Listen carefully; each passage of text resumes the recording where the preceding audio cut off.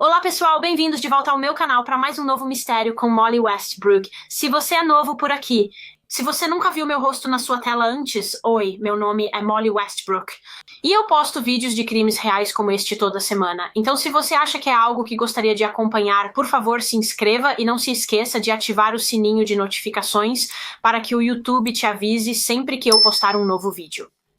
Nessa semana vamos falar sobre um caso de serial killer, na verdade um caso não solucionado de serial killer, e eu acho que nunca cobri um caso não solucionado de serial killer antes, mas esse caso é conhecido como os assassinatos do alfabeto, e o motivo disso é porque cada uma das vítimas tinha iniciais duplas. O primeiro e o último nome delas começavam com a mesma letra.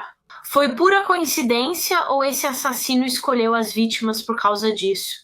Será que ele tinha uma obsessão estranha por iniciais iguais e queria que essa obsessão fizesse parte dos assassinatos dele?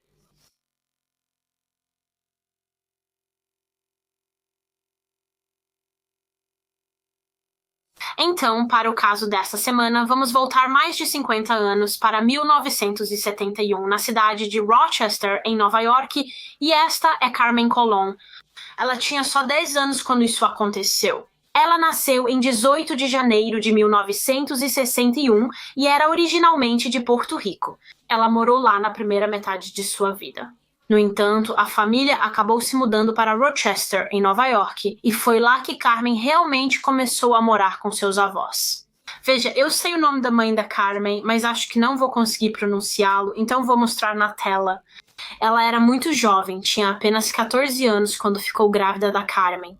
Então foi uma luta para ela criar uma filha quando, na verdade, ela ainda era uma criança também.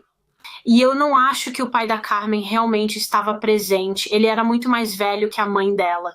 E aparentemente ele era, na verdade, o parceiro da irmã mais velha da mãe dela. Então a mãe dela era basicamente uma mãe solteira. Ela estava criando a Carmen sozinha. Mas, como eu disse, a Carmen acabou morando com os avós na maior parte do tempo e eles moravam na rua Brown, em Rochester. Mas a Carmen ainda mantinha contato regular com a mãe dela. Elas se viam o tempo todo. Na maior parte do tempo, Carmen Colon era uma menina feliz que sempre parecia estar sorrindo. Ela era muito falante. Uma das professoras da escola dela a descreveu como um pacote de alegria. No entanto, Carmen tinha dificuldades na escola.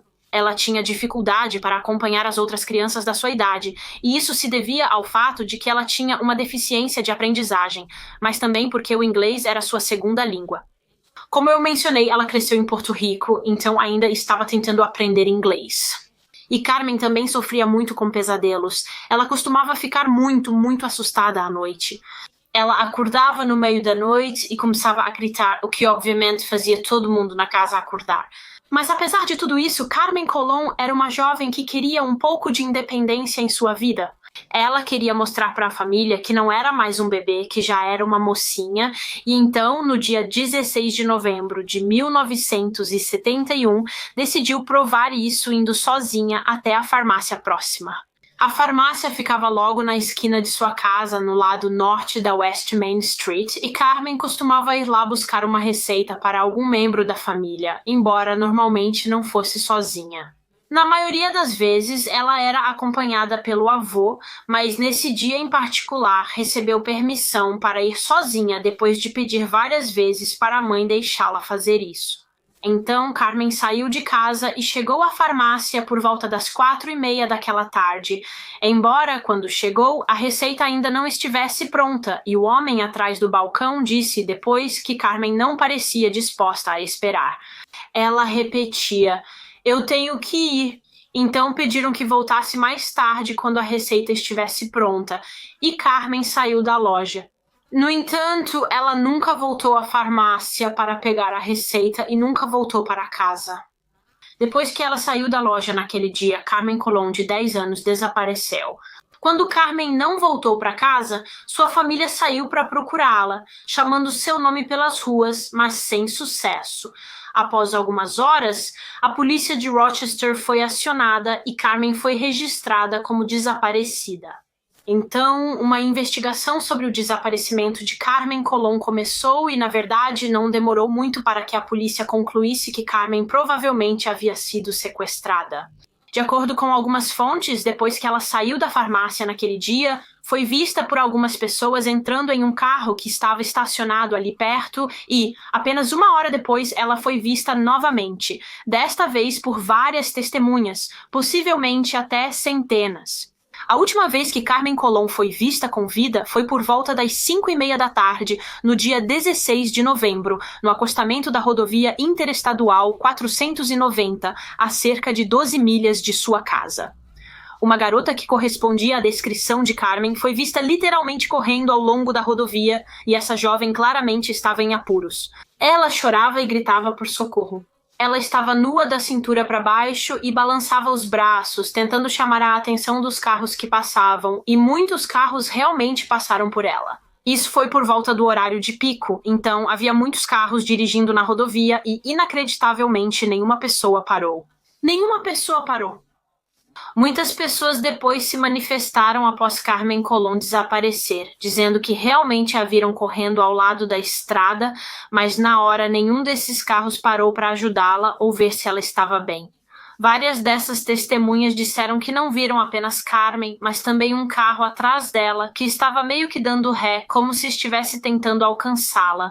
Outras testemunhas também descreveram ter visto um homem correndo atrás dela, e isso é, claro, uma das partes mais insanas de todo esse caso.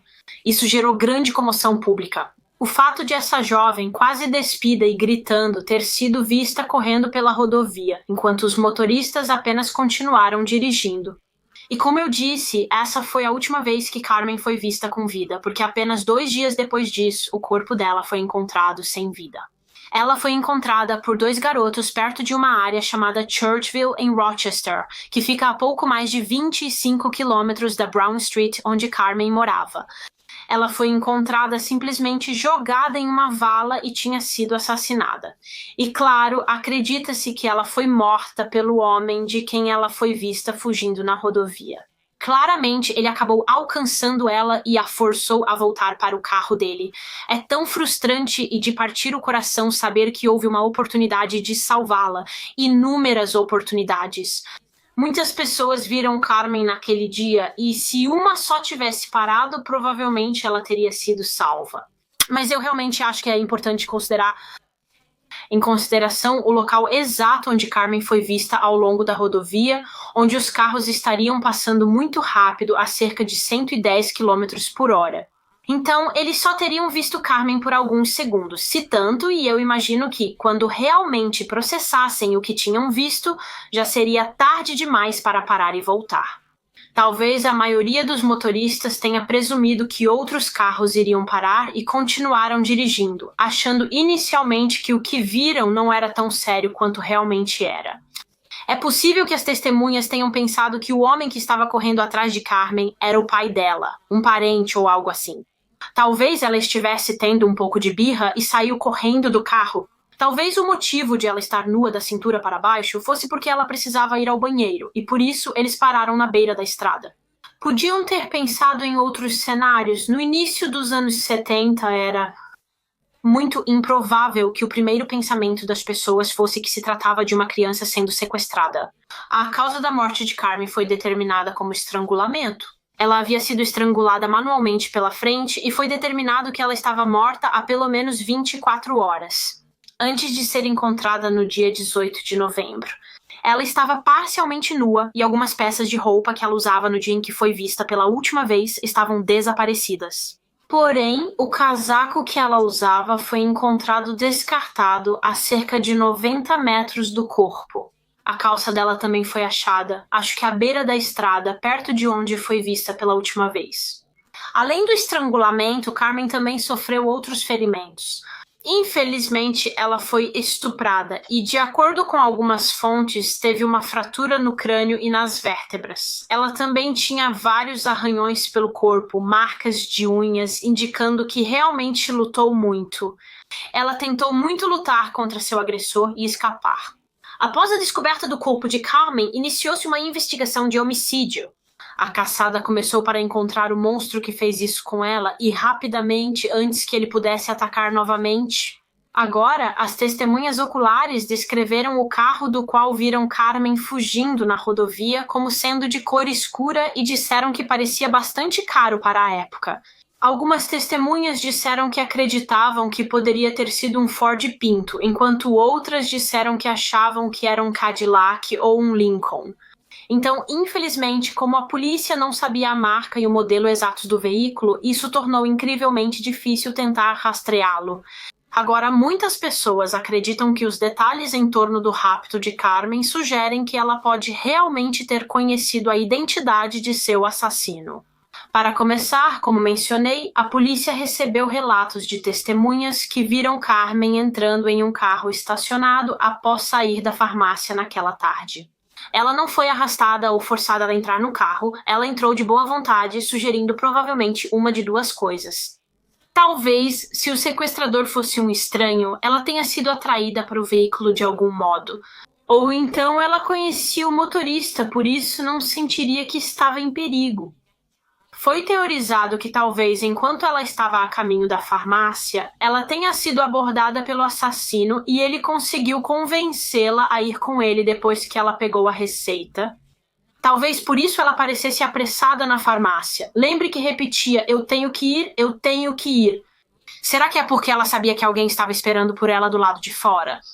Outra coisa que sugere que ela pode ter conhecido o agressor é o fato de que ele a perseguiu pela rodovia depois que Carmen escapou do veículo e começou a correr. Porque se Carmen tivesse sido sequestrada por um estranho, parece mais provável que depois que ela fugiu do carro, o agressor simplesmente desistiria e continuaria dirigindo, porque ele sabia que havia muitas pessoas por perto, muitos carros passando. Mas o fato de ele não ter feito isso, de ter saído do carro e começado a correr atrás dela, indica que ela sabia quem ele era e que ele não podia correr o risco de ela escapar, porque ela poderia contar à família e à polícia quem a sequestrou. Na tentativa de gerar mais pistas para o caso, uma recompensa de $6.000 foi oferecida a qualquer pessoa que tivesse informações sobre a identidade do assassino de Carmen Colón. Alguns desses grandes outdoors foram exibidos nas rodovias expressas de Rochester.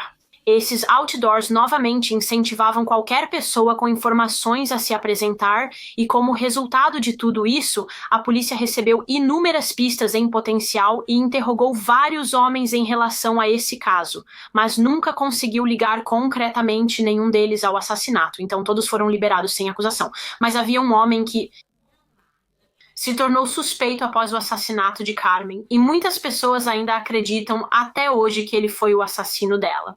No entanto, vamos falar mais sobre ele um pouco mais adiante no vídeo, quando falarmos sobre o restante dos suspeitos. De acordo com um livro que li sobre esse caso durante minha pesquisa, um dia após o assassinato de Carmen, a polícia foi chamada a uma loja de departamentos na Main East Street, em Rochester, por causa de algo muito perturbador que havia sido escrito na porta do banheiro masculino. Alguém escreveu nesta porta, eu matei uma menina de 10 anos, quem será o próximo? Então, imediatamente todos acreditaram que a pessoa que fez isso estava falando sobre Carmen Colón, ela era a menina de 10 anos a quem estavam se referindo. Quando a polícia chegou, procurou impressões digitais na porta, mas pelo que vi, isso não deu resultado. Não acredito que tenham achado quem escreveu na porta.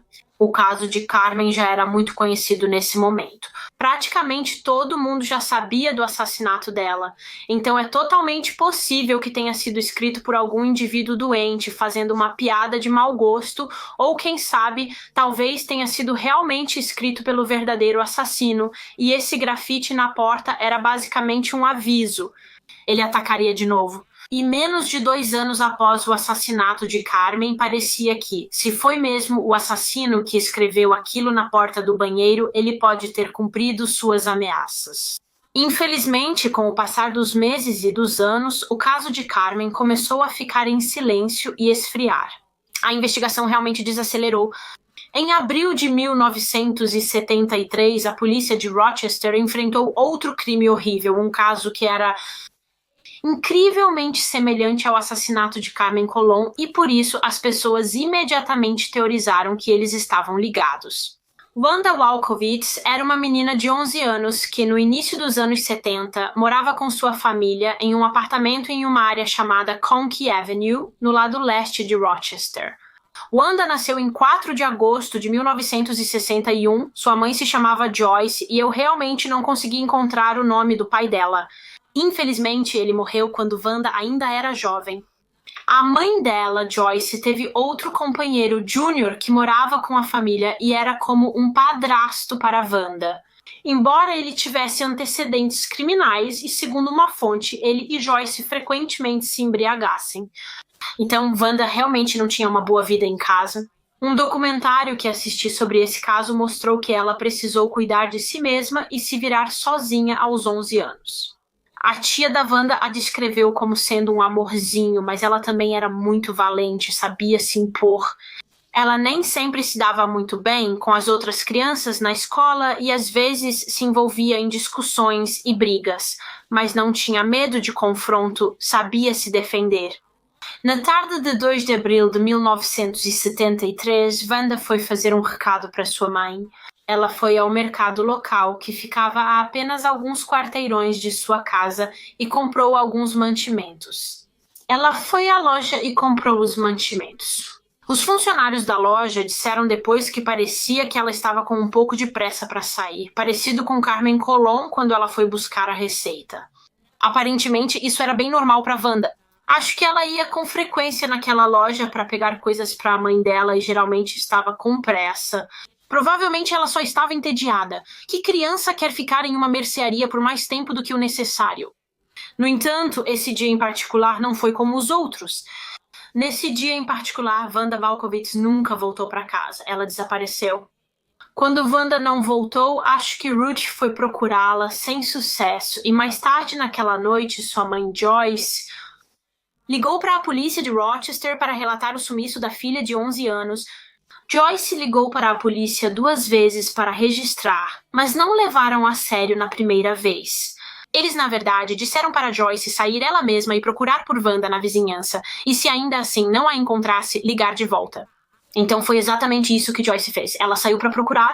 Ela foi ao supermercado para ver se por algum motivo Wanda ainda estava lá, mas é claro, ela não estava. Sem sinal dela, Joyce ligou novamente para a polícia, iniciando a investigação do desaparecimento de Wanda. A polícia foi imediatamente enviada para a área onde ela morava e começou a procurar tanto por Wanda quanto por qualquer sinal da sacola de compras que ela tinha consigo quando saiu da loja. E não demorou muito para que a encontrassem, mas infelizmente, quando encontraram, ela já não estava mais viva. Na manhã de 3 de abril de 1973, cerca de 10 milhas da casa de Wanda, em Webster, seu corpo foi encontrado no fundo de uma encosta ao lado da Rota 104. Ela foi encontrada por um policial estadual, estava deitada de bruços no chão e foi determinado que ela não tinha sido apenas colocada ali. O corpo dela basicamente foi deixado no topo da colina e deixado rolar até o fundo. Wanda havia sido assassinada. Foi concluído na autópsia dela que a causa da morte foi estrangulamento, assim como Carmen Colón. Embora o legista tenha dito que acreditava que Wanda foi estrangulada por trás com algo como um cinto, em vez de ter sido estrangulada manualmente. Ela tinha alguns ferimentos de autodefesa no corpo, como marcas e arranhões, indicando que tentou lutar contra seu agressor. Infelizmente, também foi estuprada. Ela foi encontrada totalmente vestida, por isso a polícia achava que o estupro ocorreu em outro lugar. Ela então foi obrigada pelo agressor a vestir suas roupas novamente. Depois foi morta e seu corpo foi levado para o local onde foi encontrado posteriormente. Curiosamente, o legista também descobriu que Wanda tinha creme de confeiteiro no estômago no momento em que morreu. A família afirmou que ela não comeu isso em casa, indicando que o assassino foi quem deu a comida. Ele alimentou ela antes de matá-la. Wanda foi vista por algumas pessoas na tarde em que desapareceu.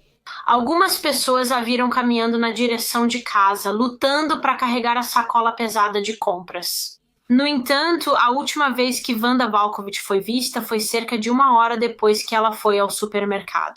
Uma testemunha viu uma garota com a descrição dela segurando uma sacola de compras não muito longe da loja e ela estava parada na calçada ao lado de um carro estacionado. Algumas fontes dizem que era um carro marrom e que ela estava meio inclinada conversando com o motorista, e parecia que o motorista estava tentando convencê-la a entrar no veículo, enquanto ela decidia se entrava ou não. Por esse motivo, a polícia, é claro, acreditou imediatamente que o motorista desse carro era o autor do crime. Ele a sequestrou naquela tarde e a matou. Porém, Joyce, mãe de Wanda, afirmou que ela era muito esperta nas ruas. Ela nunca teria aceitado uma carona de um estranho. Ela simplesmente sabia que não devia fazer isso. E não houve relatos de testemunhas que sugerissem que ela foi forçada a entrar no carro. Ninguém viu Wanda em apuros. Ninguém a viu entrando em um veículo chutando e gritando. Então isso significa que talvez ela conhecesse seu agressor ou soubesse quem era e por isso entrou voluntariamente, porque não sentiria que estava em perigo. Talvez o motorista tenha visto Wanda lutando com a sacola pesada e por isso oferecido carona até sua casa, mas claramente essa não era sua real intenção. Em vez de deixá-la em casa, ele a sequestrou. Curiosamente, ao examinar o corpo de Wanda, cientistas acharam pelos de gato branco em suas roupas, mas sua família não tinha um gato assim. A polícia então levantou a teoria de que os pelos poderiam ser do gato do assassino. Talvez, se ela foi atraída para o veículo dele, foi isso que ele usou para fazer isso. Ele disse para ela que ela poderia acariciar e brincar com o gato dele se entrasse no carro. Talvez ele também a tenha convencido a entrar, dizendo que daria um pouco de creme para ela também. Como você deve ter notado, havia várias semelhanças entre o caso de Wanda e o de Carmen Colón, ocorridos cerca de 1 ano e 5 meses antes. Ambas eram jovens com apenas 1 ano de diferença. Carmen tinha 10 anos quando foi morta, enquanto Wanda tinha 11. Percebi que Wanda, assim como Carmen, também tinha dificuldades de aprendizagem. Ela às vezes tinha dificuldades na escola. As duas vieram de famílias pobres. As duas desapareceram enquanto estavam sozinhas, fazendo um favor para um membro da família. As duas foram vistas entrando em um carro estacionado ou conversando com o motorista de um carro estacionado. As duas foram estupradas e estranguladas até a morte, e depois seus corpos foram descartados em áreas rurais tranquilas e semelhantes. Mas apesar disso, havia diferenças entre os dois assassinatos. Por exemplo, tem o fato de que Wanda foi encontrada totalmente vestida, enquanto Carmen estava meio nua. Depois que Wanda foi agredida, o assassino mandou ela colocar as roupas de volta, mas o mesmo não aconteceu com Carmen. Além disso, houve contraste na forma como foram mortas. Sim, as duas foram estranguladas, mas Carmen foi estrangulada manualmente pela frente, enquanto Wanda foi estrangulada com um cinto por trás. Tenho certeza de que vocês já sabem disso se assistem vídeos de crimes reais. Mas é raro um assassino mudar a forma como mata suas vítimas. Geralmente, eles acham um método que gostam e continuam usando. Outra diferença era o fato de que Wanda parecia ter comido antes de morrer. O assassino dela deu a ela um pouco de creme, mas novamente o mesmo não pode ser dito sobre Carmen. Embora houvesse muitas semelhanças entre o assassinato de Carmen Colón e o de Wanda Walkovich, também existiam diferenças. Então, acho que a polícia ficou meio dividida sobre acreditar ou não que eles estavam conectados. Eles não tinham certeza se o homem que matou Carmen era o mesmo homem que matou Wanda. Eles realmente não podiam descartar nenhuma das possibilidades. Definitivamente era possível que elas tivessem sido mortas pelo mesmo homem, mas também era possível que não fossem e que a polícia estivesse lidando com 2 assassinos de crianças diferentes na região de Rochester. Mas havia um detalhe muito semelhante nesses 2 crimes que realmente chamou a atenção da polícia, e era o fato de que ambas as vítimas tinham iniciais duplas. Então, obviamente, Carmen era Carmen Colón, as iniciais dela eram Carmen Colón, e as iniciais de Wanda Walkovich eram Wanda Walkovich. Elas notaram que as iniciais coincidiam com os locais onde seus corpos foram achados. Então, o corpo de Carmen foi encontrado em Churchville, em Rochester. Churchville começa com C e Wanda foi encontrada em Webster. Então, elas acharam isso bem interessante. Claro que elas sabiam que isso podia ser um pouco forçado, que talvez estivessem procurando demais por alguma coisa, mas quem sabe? Talvez houvesse uma conexão ali. Talvez, se os casos estivessem ligados e elas tivessem sido assassinadas pelo mesmo homem, esse assassino tivesse uma obsessão estranha e fascinação por iniciais duplas. E foi por isso que ele escolheu Carmen e Wanda como vítimas, por causa do fato de que o primeiro e o último nome delas começavam com a mesma letra. Mas para mim, isso sugere que ele devia conhecê-las. Ele não era um estranho, porque, caso contrário, como ele saberia ao sequestrá-las, que elas tinham as mesmas iniciais. A menos que ele estivesse literalmente dirigindo pelas ruas perguntando o nome das crianças até encontrar uma que tivesse iniciais iguais. Talvez, se ele fosse um estranho, ele estivesse perseguindo as meninas há um tempo antes de sequestrá-las, as seguindo e observando, e de alguma forma fazendo isso, ele descobriu o nome delas.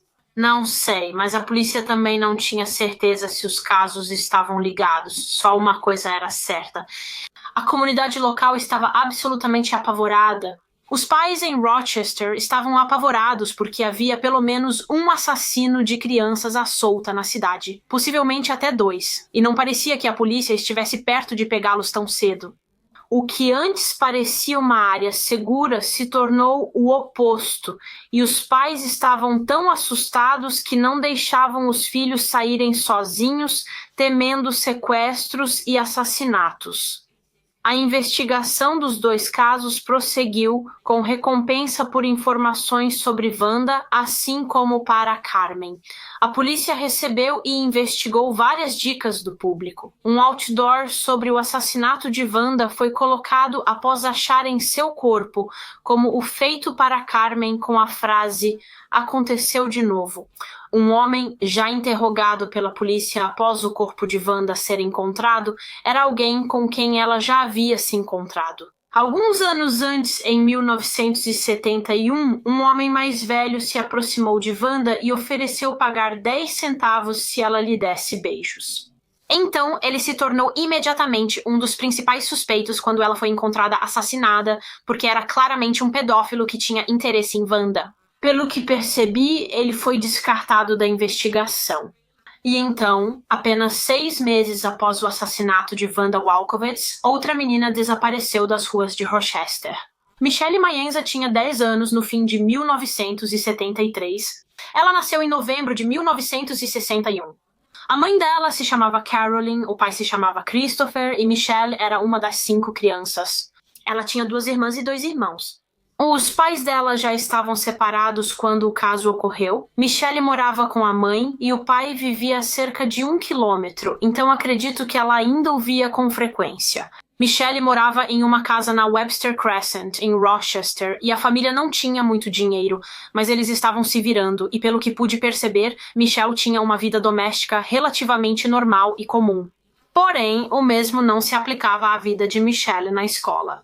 Como Carmen e Wanda, Michelle também enfrentou dificuldades na escola. Ela tinha dificuldades de aprendizagem, mas também sofria bullying constantemente de outras crianças. Acho que ela quase não tinha amigos, se é que tinha, e sofria constantes zombarias. Ela era xingada e zombavam de sua aparência. E na tarde de 26 de novembro de 1973, Michelle foi ao consultório da enfermeira da escola chorando depois que seus colegas a intimidaram durante o recreio. Ela passou o resto da tarde na sala da enfermeira chorando por isso. Quando se acalmou, ela saiu da escola por volta das 3:30 da tarde. E, aparentemente, em vez de ir para casa, ela foi para uma praça de compras não muito longe da escola dela, chamada Praça Goodman de Lojas. E, de acordo com algumas fontes, ela foi até lá porque estava fazendo um favor para a mãe dela. Uma fonte disse que ela precisava pegar a bolsa da mãe, porque a mãe tinha esquecido lá recentemente. Michelle foi vista por algumas pessoas perto da praça de compras naquela tarde. Uma delas era um tio dela, chamado Felipe, e ele até disse para Michelle que poderia dar uma carona para ela até em casa, se ela quisesse, mas ela recusou. Ela queria voltar andando sozinha. No entanto, Michelle nunca chegou em casa naquela tarde. Ela sumiu e às 5:40 da tarde sua mãe Carolina a comunicou como desaparecida à polícia. Então agora a polícia tinha um terceiro desaparecimento em suas mãos e imediatamente acho que uma das primeiras teorias foi que talvez Michelle tivesse realmente fugido. Sabemos que ela teve um dia horrível na escola naquele dia. Ela tinha dias horríveis na escola por causa do bullying e pode ter decidido que já suportou o bastante. Ela decidiu simplesmente ir embora. No entanto, a família dela, especialmente a mãe, não acreditou nisso nem por um minuto. Ela não acreditava que sua filha tinha simplesmente ido embora por vontade própria. Ela tinha certeza de que algo muito mais sinistro tinha acontecido e a polícia logo recebeu informações de uma testemunha que pareciam indicar que esse era realmente o caso. Uma testemunha se lembrou de ter visto uma jovem que correspondia à descrição de Michelle sentada no banco do passageiro de um carro que era de uma cor bege ou algo parecido com um tom de castanho, e então a testemunha observou um homem entrando no banco do motorista do carro carregando um copo e uma sacola e, curiosamente, essa testemunha se lembrou de que o homem tinha as mãos muito sujas. Eu não sei o que tinha nas mãos dele, se era lama, sujeira ou algo assim, mas a testemunha só se lembrava de que ele tinha as mãos sujas. E eu acredito que esse relato foi ainda confirmado por outra testemunha, uma jovem chamada Cynthia, que na verdade conhecia Michelle Mayenza pessoalmente. E ela também disse que ela viu Michelle sentada em um carro ao lado de um homem mais velho naquela tarde. Cynthia, na verdade, testemunhou o carro indo embora e disse que ele estava indo tão rápido que quase bateu em outro carro. Estava claramente com pressa para ir embora. A polícia também recebeu informações sobre outro possível avistamento de Michelle por volta das 5:30 da tarde daquele dia.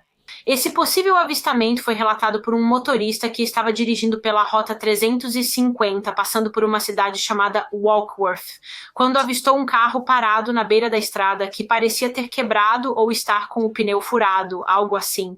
E havia um homem em pé ao lado do veículo, segurando uma menina pela mão, uma menina que correspondia à descrição de Michelle Mayenza.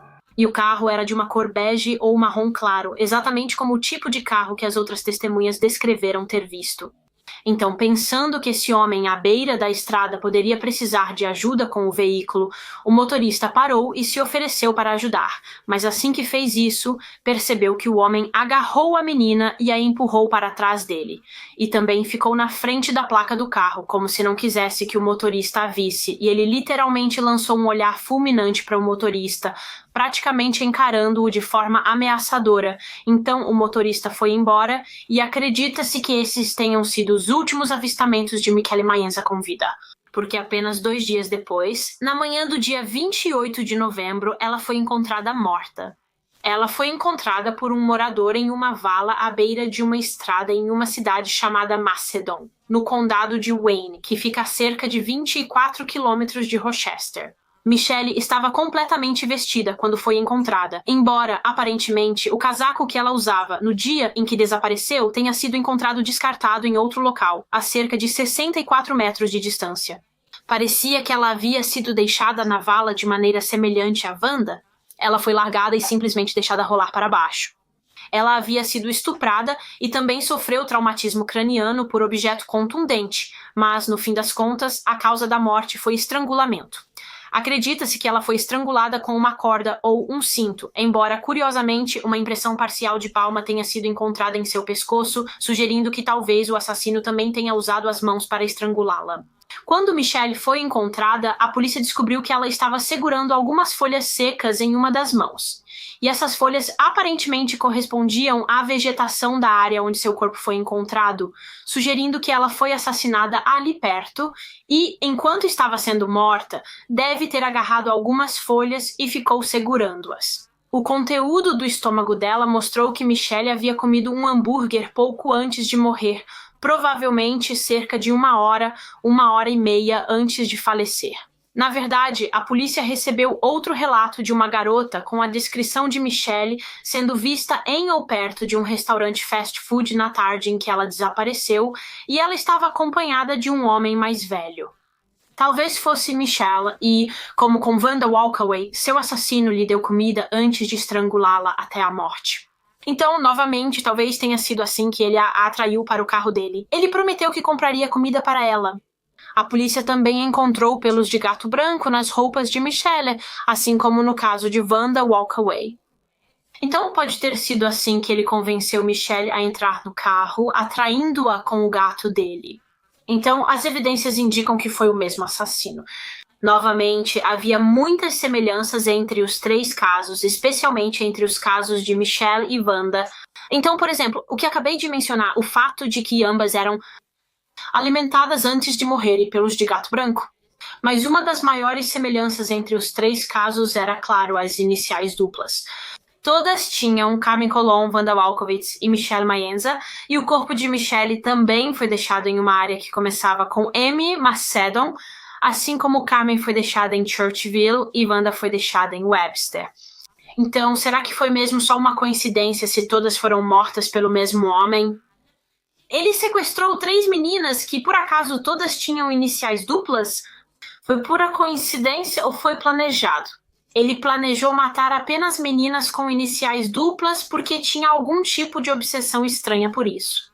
Por causa das semelhanças, a polícia realmente suspeitava que era o mesmo autor. Eles tinham uma criança assassino em série nas mãos, mas é claro, ainda não podiam descartar totalmente a possibilidade de que os casos não estivessem ligados, então precisavam continuar investigando ambos os cenários. Após o assassinato de Michelle, a polícia realmente criou um retrato falado junto com a testemunha que viu Michelle naquele carro na tarde em que ela desapareceu, sentada ao lado do homem de mãos sujas. Essa testemunha conseguiu ver bem o rosto dele e por isso ajudou a polícia a criar o retrato falado, que é a imagem que está na tela agora. Ele foi descrito como um homem branco, com cerca de 1,80 m de altura, cabelo escuro e provavelmente tinha entre 25 e 35 anos. Então esse retrato falado foi divulgado ao público na esperança de que, obviamente, alguém o reconhecesse e se apresentasse. Pela terceira vez, a polícia fez um apelo ao povo de Rochester por informações e recebeu milhares e milhares de dicas, algumas das quais foram os depoimentos de testemunhas e relatos de avistamentos de Michelle que já discutimos. E a polícia continuou investigando todas as outras pistas. Eles colheram depoimentos, interrogaram vários homens, investigaram criminosos sexuais conhecidos, mas infelizmente nada parecia aproximá-los de identificar positivamente o assassino e, mais uma vez, com o passar dos meses e dos anos, o caso de Michelle começou a esfriar, assim como os casos de Carmen e Wanda. E infelizmente é assim que esses casos permanecem até hoje. Mais de 5 décadas depois, o caso do assassino do alfabeto continua sem solução. Essas 3 pobres menininhas nunca receberam justiça por seus assassinatos brutais. Agora você pode estar pensando, havia alguma evidência nesse caso em termos de DNA? Sinceramente, não achei muita informação online sobre isso. As fontes divergem bastante. Obviamente, esse caso aconteceu no início dos anos 70, quando a tecnologia forense ainda não existia, então eles não teriam conseguido obter um perfil de DNA do criminoso a partir das evidências ou das cenas do crime naquela época, como os cientistas conseguem hoje em dia. Pelo que eu pude perceber, eles coletaram vestígios de sêmen do assassino de cada um dos corpos das vítimas e de suas roupas. No entanto, pelo que eu entendi, quando testes foram realizados nesse sêmen anos depois, os cientistas só conseguiram obter um perfil de DNA do sêmen no caso da Wanda Walkowitz. Acho que quando esses testes foram realizados, o sêmen coletado no caso da Carmen, ou seja, do corpo dela, e o sêmen do corpo da Michelle, essas evidências tinham, como se diz, degradado. Já tinha se passado tanto tempo que não conseguiram extrair o DNA do assassino das amostras. Pelo menos é isso que eu consegui entender das fontes que encontrei. Então, eles só tinham o DNA do criminoso no caso da Wanda, o que eu acho que é o principal motivo pelo qual nunca conseguiram ligar concretamente os 3 casos, porque não tem evidências de DNA nos 3 para comparar. Até hoje, a polícia nunca teve resultado nem encontrou correspondência para o DNA do assassino da Wanda. Mas isso não quer dizer que não tenham surgido alguns suspeitos bem importantes no caso ao longo dos anos. Houveram alguns principais suspeitos que vamos analisar agora, e eu adoraria saber nos comentários se vocês acham que algum deles era realmente o assassino. Embora o primeiro de quem vamos falar tenha sido realmente suspeito, apenas no caso da primeira vítima, a menina de 10 anos Carmen Colon. Na verdade, era o tio da Carmen, Miguel Colon. Acredito que ele era um dos irmãos do pai da Carmen e, segundo uma fonte, ele chegou a ter um tipo de relacionamento com a mãe da Carmen em certo momento. Miguel era alguém que a Carmen conhecia bem, e o motivo pelo qual ele se tornou suspeito do assassinato dela foi porque, apenas alguns dias depois de ela ter sido sequestrada e encontrada morta, em vez de ficar em Rochester com o resto da família nesse momento tão difícil, ele simplesmente decidiu ir embora. Ele voltou para Porto Rico, de onde a família era originalmente, e contou a um amigo que o motivo de sua partida era porque, segundo ele, tinha feito algo errado em Rochester. Além disso, a polícia também descobriu que ele possuía um carro que correspondia à descrição do veículo visto no acostamento da Interestadual 490 no dia em que a Carmen foi sequestrada. O carro do qual a jovem, que correspondia à descrição da Carmen, foi vista fugindo. Então a polícia foi e revistou o veículo do Miguel para ver se conseguia encontrar alguma evidência que o ligasse a Carmen, e no banco de trás eles realmente encontraram um brinquedo que pertencia a ela. No entanto, isso, é claro, não prova necessariamente que ele foi quem a matou. Ele era tio dela e a família Clone disse que é possível que a Carmen simplesmente tenha deixado seu brinquedo no carro dele acidentalmente antes de desaparecer. Mas o brinquedo não foi o principal que alarmou a polícia ao revistarem o carro dele. Eles descobriram que o carro havia sido recentemente limpo de forma meticulosa. O carro todo foi limpo, porta-malas, bancos traseiro e dianteiros, parte externa, tudo. Agora, de novo, isso não necessariamente prova alguma coisa. Não é uma prova concreta de que ele matou Carmen, mas é bastante preocupante. Será que ele fez uma limpeza profunda tentando se livrar de qualquer evidência, talvez sangue? Então ele realmente se tornou o principal suspeito do assassinato de Carmen e, obviamente, a polícia queria encontrá-lo, queria rastreá-lo para poder interrogá-lo. Descobriram que ele havia fugido para Porto Rico, provavelmente para a capital, em março de 1972, 5 meses após a morte de Carmen. A polícia foi até lá para tentar encontrá-lo. No entanto, Miguel, na verdade, descobriu sobre isso. Nesse ponto, o fato de ele ser suspeito já estava em todos os noticiários. Todos sabiam que a polícia o suspeitava pelo assassinato de Carmen. E então, quando a polícia viajou para Porto Rico, era só disso que todo mundo falava. Estava na imprensa local e Miguel ficou sabendo disso. Ele soube que a polícia estava vindo atrás dele e por isso teve tempo de fugir novamente. Ele pegou um avião e fugiu para outro lugar. No entanto, não muito tempo depois disso, ele se entregou e foi extraditado de volta para Rochester. Ele foi interrogado pelos detetives e lhe perguntaram onde ele estava, o que estava fazendo no dia em que sua sobrinha Carmen desapareceu. Eu realmente não sei o que ele disse, mas aparentemente o álibi dele, seja lá qual fosse, não era muito forte e, por isso, ele não pôde ser descartado da investigação, mas também não podia ser preso ou acusado de nada porque a única evidência que a polícia tinha contra ele era circunstancial, no máximo. Eles não tinham nada concreto para provar que ele era culpado, então ele acabou sendo liberado. 20 anos após o crime, em 1991, quando tinha cerca de 44 anos, Miguel Colón cometeu suicídio atirando na própria cabeça e nunca foi oficialmente descartado como suspeito do assassinato de Carmen. Para muitos, ele continua sendo o principal suspeito, o mais provável no caso dela até hoje, mas se ele foi quem matou Carmen, isso significa que os assassinatos do alfabeto provavelmente não estavam conectados. Os investigadores disseram que, embora Miguel Colón fosse suspeito no caso de Carmen, ele nunca foi realmente suspeito nos casos de Wanda Walkovich e Michelle Maenza. Eles não acreditam que ele as matou. Eles não acreditam que ele teve qualquer envolvimento nos assassinatos delas. Então, novamente, a polícia estava trabalhando em algumas teorias diferentes. Ou Miguel matou Carmen e outra pessoa matou Wanda e Michelle. Miguel era inocente e Carmen foi morta pelo mesmo homem que depois matou as outras duas garotas ou por outro nunca identificado, enquanto Wanda e Michelle foram mortas por outra pessoa. Mas deixando Miguel de lado, vamos falar sobre o segundo suspeito do caso. Um suspeito que vocês talvez já tenham ouvido falar antes. Kenneth Bianchi, também conhecido como o Estrangulador das Colinas, um dos estranguladores das colinas. Kenneth Bianchi foi um serial killer americano que, junto com seu primo Angelo Buono Jr., assassinou 12 mulheres jovens. Acredito que eles mataram 10 dessas mulheres juntos e depois Kenneth Bianchi matou outras 2 sozinho.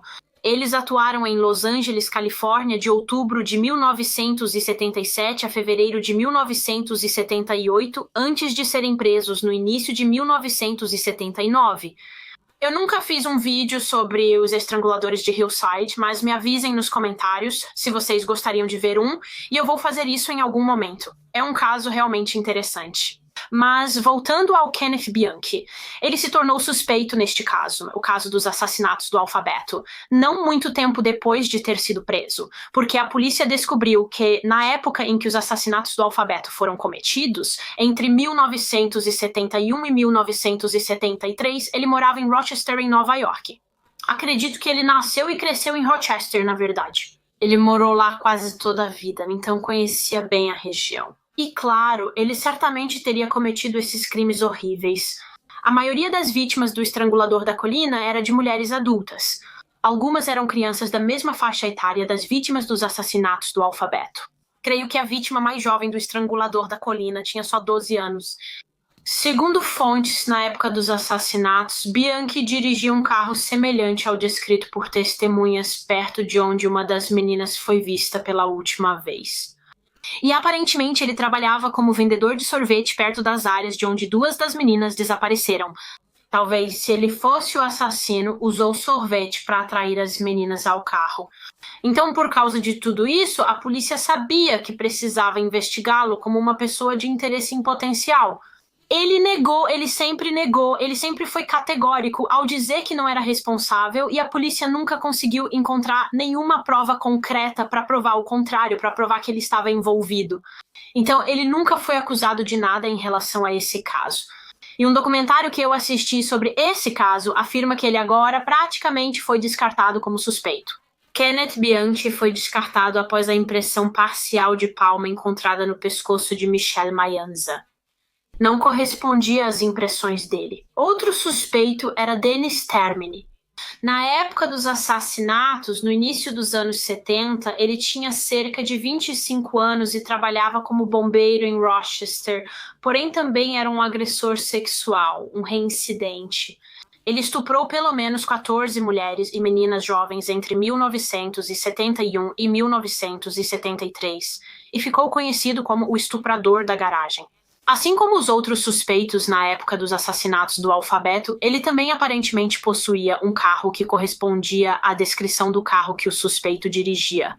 Ele tinha um carro bege e, na verdade, morava em uma casa que ficava bem perto da área onde a terceira vítima, Michelle Mayanza, foi vista com vida pela última vez e em janeiro de 1974, ou seja, apenas 5 semanas depois que Michelle foi morta, Dennis Termini, na verdade, tentou sequestrar uma adolescente, provavelmente com a intenção de estuprá-la.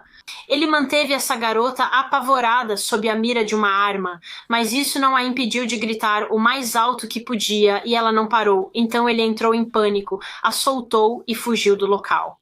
No entanto, depois disso, ele tentou sequestrar outra jovem e, nesse ponto, a polícia já estava ciente do que ele estava fazendo. Então, eles estavam atrás dele, tentaram prendê-lo e isso claramente o assustou, porque em vez de simplesmente se render ou tentar fugir, ele atirou na própria cabeça e morreu. Após a morte dele, a polícia decidiu investigá-lo para determinar se ele poderia ou não ser responsável pelos assassinatos do Alfabeto, e eles revistaram o carro dele, o bege, para ver se conseguiam encontrar alguma evidência que o ligasse ao crime. Curiosamente, eles realmente acharam algo. Eles encontraram pelos de gato branco, exatamente como os pelos de gato que foram encontrados nas roupas de Wanda e Michelle. Anos e anos depois, em 2007, os restos mortais de Dennis Termini foram realmente exumados para que os cientistas pudessem tentar obter seu DNA. Eles queriam comparar com o sêmen que foi coletado do corpo de Wanda Valkovich. No entanto, quando fizeram isso, descobriram que não era compatível e por isso ele também foi praticamente descartado da investigação. E o quarto e último suspeito que tenho para compartilhar com vocês é um homem chamado Joseph Naso. Em 2011, ele foi preso e condenado pelos assassinatos de 4 mulheres na Califórnia entre 1977 e 1994. Então levou muito tempo até que ele fosse realmente capturado e em 2013 ele foi condenado à morte pelo que fez. E você acredita que essas 4 mulheres que ele matou tinham todas as iniciais duplas? Os nomes e sobrenomes delas começavam com a mesma letra. Tinha a Roxane Hogash, a Tracy Tafoya, a Pamela Parsons, e você não vai acreditar, mas ele também teve uma vítima chamada Carmen Collon. Ela tinha 22 anos na época da morte e tinha exatamente o mesmo nome da primeira vítima desse caso, a Carmen Collon, de 10 anos, o que é simplesmente inacreditável. Então, quando ele foi preso, a polícia decidiu investigá-lo como um possível suspeito nesse caso dos assassinatos do alfabeto, do que estamos falando aqui. Agora foi determinado que ele realmente morava em Rochester, Nova York, na época dos sequestros e assassinatos. Aparentemente, ele costumava viajar entre Nova York e Califórnia. No entanto, o fato de ele morar em Rochester e toda essa questão das iniciais duplas eram realmente as únicas coisas que o ligavam a esse caso. E, claro, isso não prova nada, não prova que ele foi o autor, mas, no final das contas, quando o DNA dele foi comparado com as evidências de sêmen, foi constatado que não era compatível e, por isso, ele também foi praticamente eliminado como suspeito. Esses são os 4 principais suspeitos que houve nesse caso. Como disse, nenhum foi condenado por esses assassinatos, e até hoje o caso dos assassinatos do alfabeto permanece oficialmente sem solução. A polícia ainda não sabe se os casos estão ligados ou não. Eles não sabem se Carmen foi morta pelo mesmo homem que matou Wanda e Michelle.